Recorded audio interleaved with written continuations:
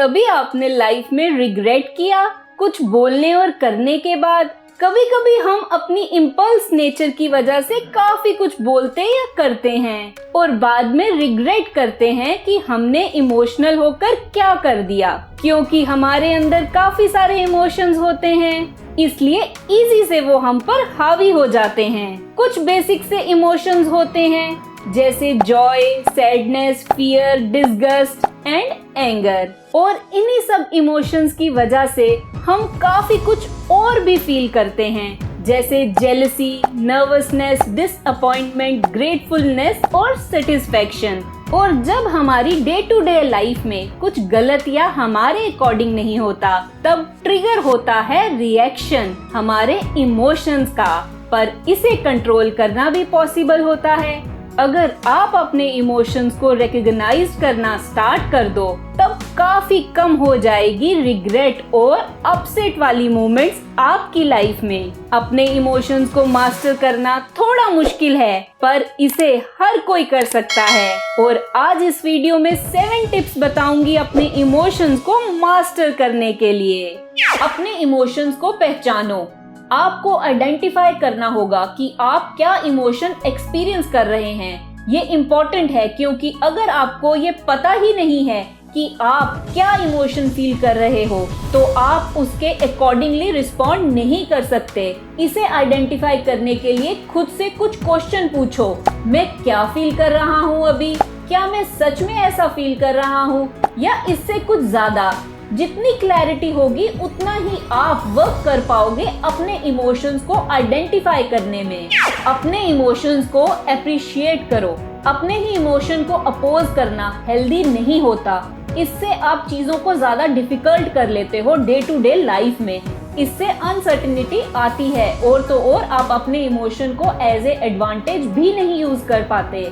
On the other hand, अपने emotions को appreciate करने से आप जो एक्सपीरियंस करोगे वो हेल्प करेगा आपको आगे बढ़ने के लिए। सबसे पहले एक्नॉलेज करो खुद की ही फीलिंग को, फिर पोटेंशियल मीनिंग को सर्च करो। इसका सिग्निफिकेंस काफी इम्पोर्टेंट होगा। जैसे सडनली कुछ आपके सामने आया जिससे आप फ्रस्ट्रेटेड और स्ट्रेस्ड फील करने लगे, तो फ्रस्ट्रेशन से लड़ने के बजाय उसे एक्नॉलेज करो कि आप फ्रस्ट्रेटेड हो। कुछ स्पेसिफिक सर्कमस्टांसेस होते हैं जिसकी वजह से आप ऐसे फील कर रहे हो। जैसे ही आप अपने इमोशन को एक्नॉलेज करोगे, वैसे ही आप आगे बढ़ जाओगे।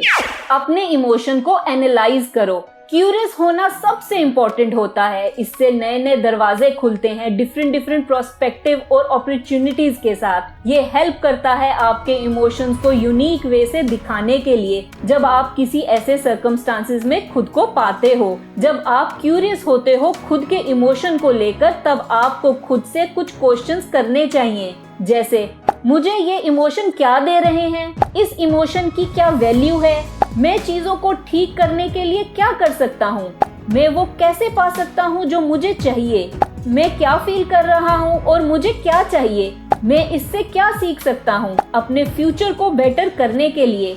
ये हमेशा याद रखो कि इमोशंस किसी रीजन की वजह से आते हैं। जो इमोशंस आप फील कर रहे हो वो कहीं ना कहीं आपको बेनिफिट देंगे किसी ना किसी वे में। इमोशंस आपको वैल्यूएबल लेसन टीच करते हैं आपके बारे में और आपके सर्कमस्टांसेस के बारे में।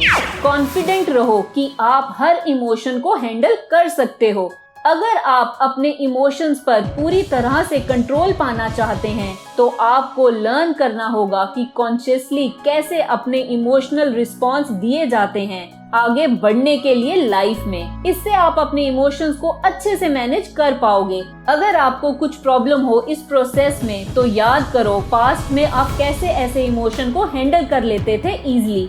आप कैसे अपने इमोशन को एज ए एडवांटेज यूज कर सकते हो। यही पुरानी मेमोरी एक फाउंडेशन बन सकती है आपके बेटर फ्यूचर के लिए, जहां आपके इमोशंस आपको कंट्रोल नहीं कर रहे। इसके बजाय आप कॉन्शियसली अपने इमोशन के रिस्पॉन्स को चूज कर रहे हो, जो आपको हर सिचुएशन में हेल्प कर रहा है। अपने इमोशनल ट्रिगर्स को भुला दो। ये कुछ भी हो सकता है। ये आपके फ्रेंड्स, फैमिली, कोवर्कर या आप खुद भी हो सकते हो। मे बी आप एंगर फील करते हो जब सडनली आपका फ्रेंड कुछ ऐसा करे जो आपको बिल्कुल पसंद ना हो, या कोई ऐसी सिचुएशन जहां आपने कुछ डिफरेंट करा। खुद को माफ करना और दूसरों को भी जब कोई चीज आपको इमोशनल ट्रिगर करे, तो इससे ये प्रूव होता है कि आप खुद को हेल्प कर रहे हो उस प्रॉब्लम से बाहर निकलने के लिए। जैसे रिजेंटमेंट, जेलसी और एंगर आपके अंदर से डिसअपेयर हो रहा है अगर आप अपने ट्रिगर से दूर हो रहे हो। बड़ी पिक्चर को देखो, इस तरह से देखो चीजों को। जो भी हमारी लाइफ में होता है, चाहे वो अच्छा हो या बुरा, वो किसी रीजन से होता है। अपने पास्ट को एनालाइज करना और उस सिचुएशन को समझना, इसका मतलब है कि आपने मास्टर कर लिया है आर्ट ऑफ विजडम को। पहले इसे समझना मुश्किल होता है, पर टाइम के साथ आप उसकी बिगर पिक्चर देख पाते हो।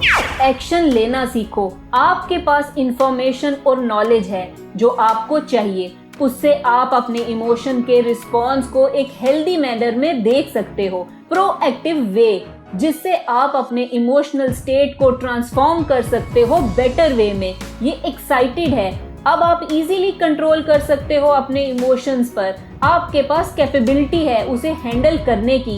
एक ही बात इम्पोर्टेंट है, जैसा रिस्पॉन्ड आप करोगे किसी इवेंट और सर्कमस्टांसेस में, वैसे ही आप डिफरेंस जान पाओगे।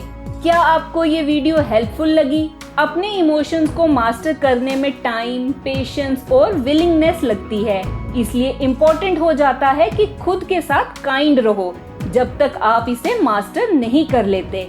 ये इजी नहीं है, काफी सारी रुकावटें भी आएंगी, पर आपको उससे निकलकर आगे बढ़ना होगा खुद के लिए, अपनी लाइफ को अच्छा करने के लिए।